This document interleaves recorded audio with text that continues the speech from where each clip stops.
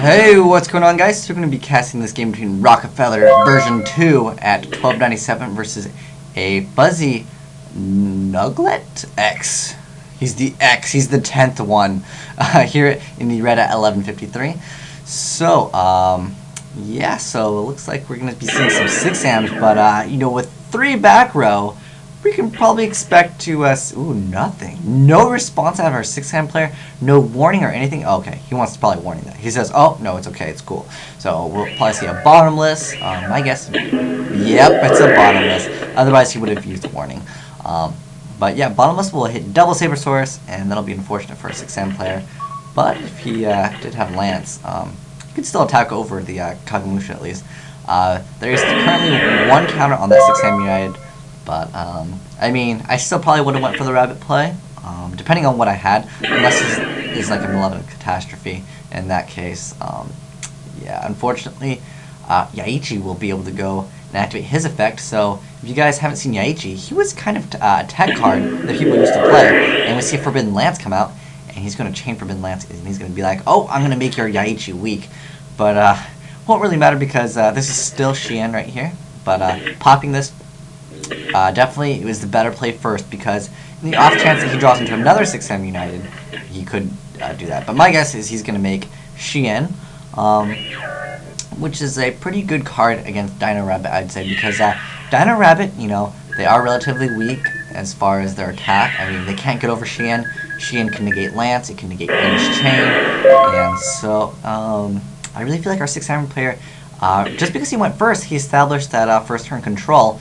And that is very important in Yu-Gi-Oh! Where against like 6 samurais versus like rabbits, you definitely need to set up against them first, and whoever gets the first setup definitely has the advantage.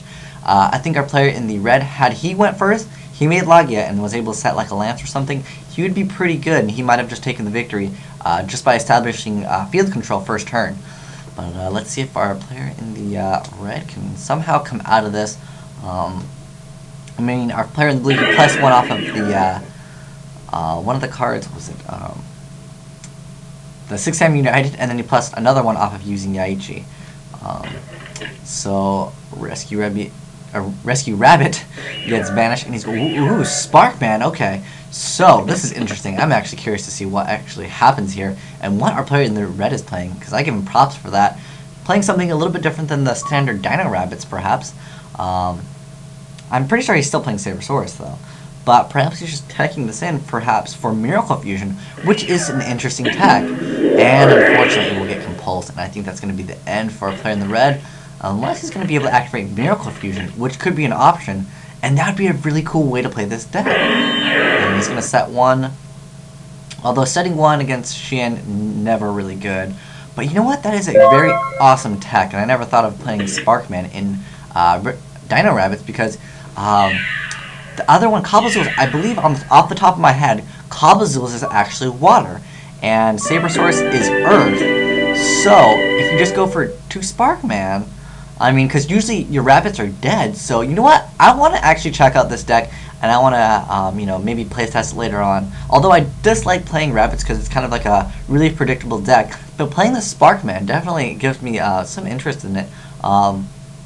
Unfortunately, I'm not sure if there's any other E-Heroes that are normal that are stronger than Sparkman, although I would be safe to say that probably Sparkman is the strongest one. But let's see, if our player in the blue happened to have that Lance and used it to save a Sabersaurus, or I'm sorry, Cobblezools, and attacked into that Kagamusha, he might have actually secured advantage there, because our player couldn't have made that Shien, and this back row could have actually helped protect him. So, it is kind of difficult to judge sometimes, but against 6 samurais, you really need to be able to establish that field control. But yeah, definitely interesting tech. I didn't expect to see Sparkman, and you'll have 2 E-Heroes, and if you activate Miracle Fusion, you'll get an E-Hero, which will be most likely Shining. That's my guess. That he'll probably end up making. You can make Ab-Zero too. This is an interesting tech. I think it's pretty cool, and I might try it out later. But yeah, thanks for watching, guys. Asian White Dragon, signing out.